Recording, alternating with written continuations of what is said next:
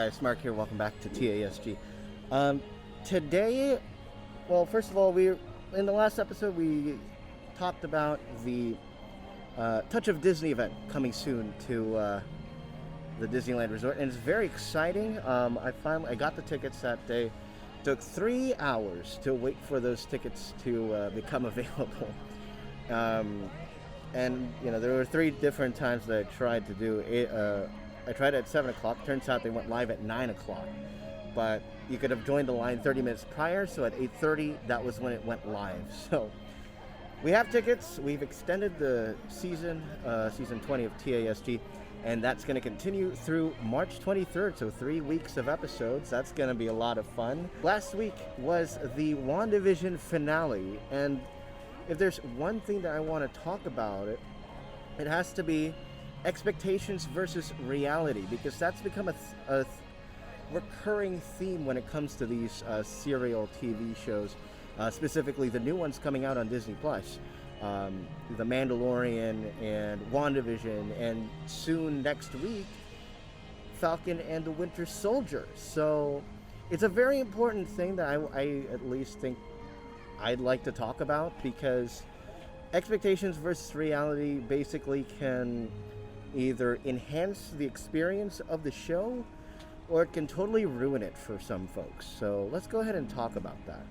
Now, I will say Netflix has really perfected this formula of binging, releasing the series all at once for your binging pleasure.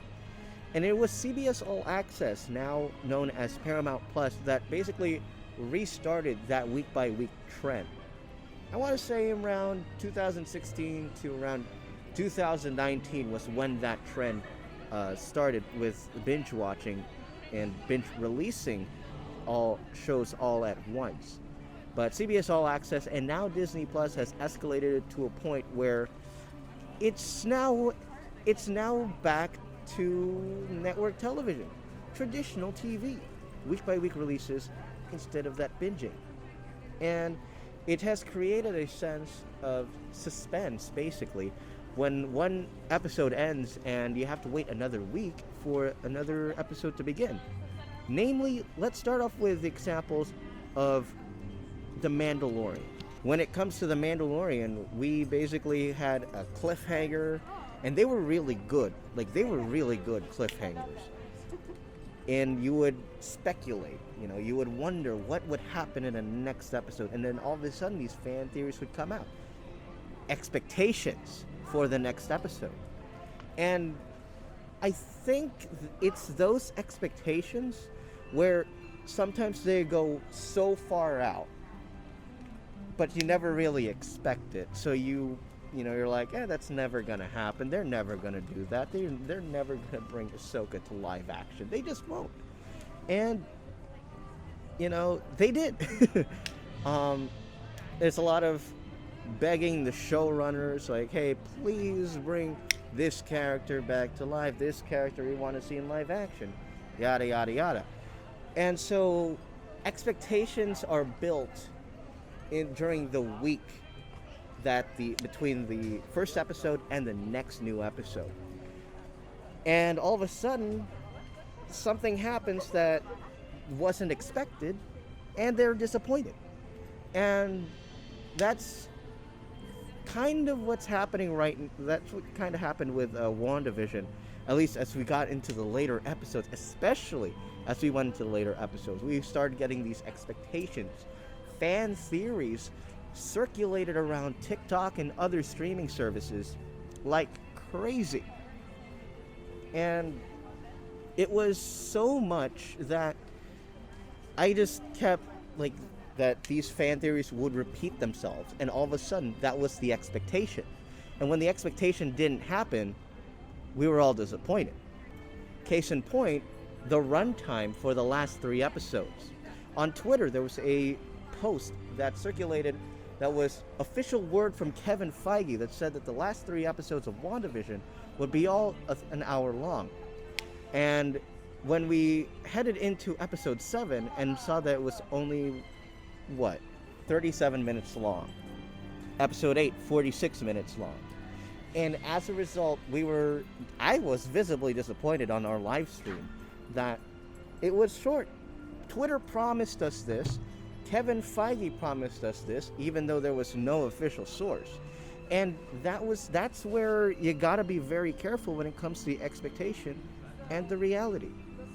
And it's very fitting that we talk about this about WandaVision, because reality. There's a quote, I don't remember it. Reality is what you make of it, something like that. I don't remember how it went, but the expectation between the last episode and the new episode was so big, and especially right now, like the constant questions and the theories around those answers to those questions, they've been pretty far and few. Like, they've been amazingly bonkers. Mephisto this, Mephisto that.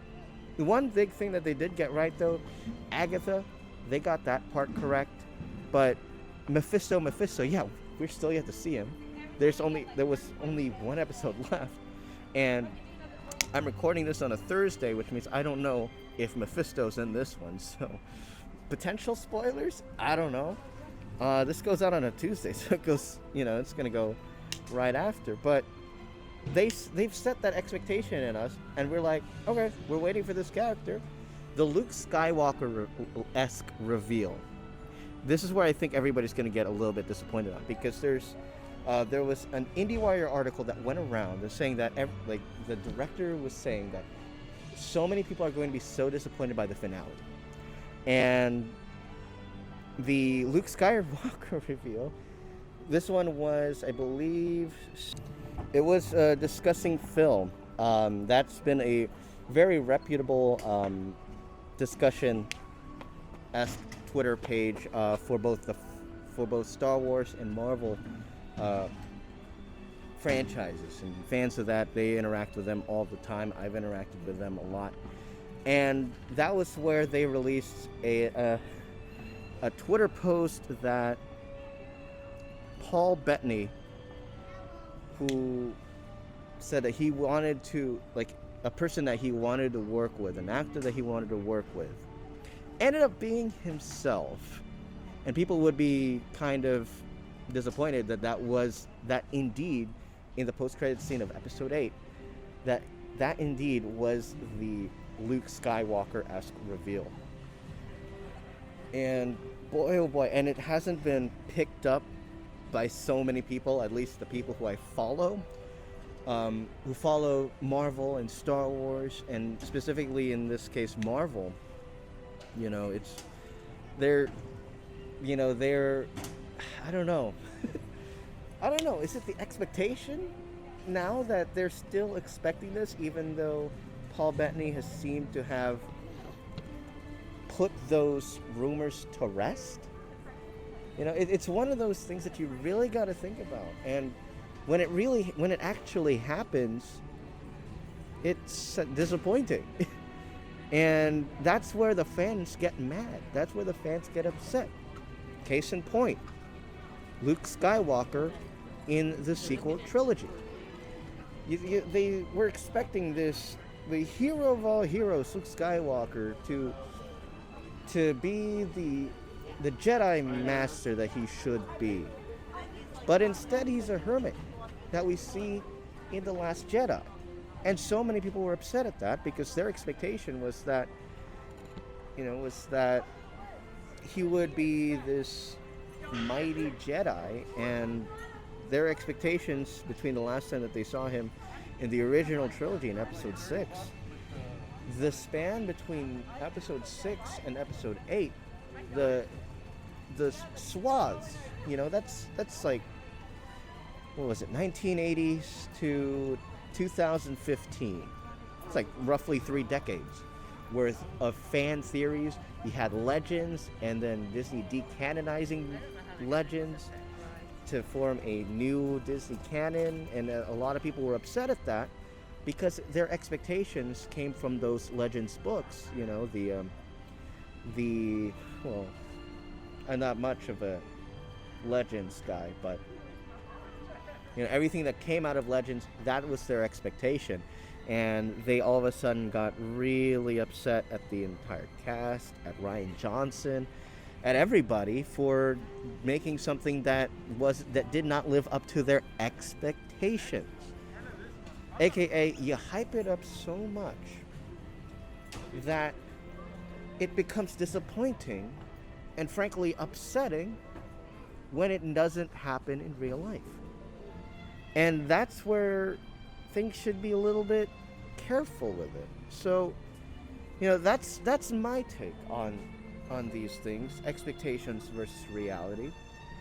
Because I've also been somewhat disappointed at certain things, but that's from high expectations. So the thing is now, how do you fix that? There's not really a fix, because you're still going to have people who expect really, really high, and the delivery's right here. There's got to be something. And again, The Mandalorian Season 1 did this great, where the expectation was kind of mixed. You had people that were like optimistic for Star Wars, but Disney did a terrible job with the sequels. So you have, like, you start at the middle right here, and then all of a sudden Baby Yoda comes out of nowhere, raises that expectation, and then everybody is excited for Star Wars again. Star Wars did the perfect job at raising the bar of these expectations, because nobody knew what was happening with The Mandalorian. It was something that's out of left field, frankly, something that's away from the Skywalker saga. Turns out it's now intersecting a little bit with the Skywalker saga after the final episode of Season 2, but they reached great lengths, and they took everybody by surprise. So that's just my take on expectations versus reality. That's going to do it for us today. I'm Mark Catapay. Thanks for watching. We'll see you guys on Thursday.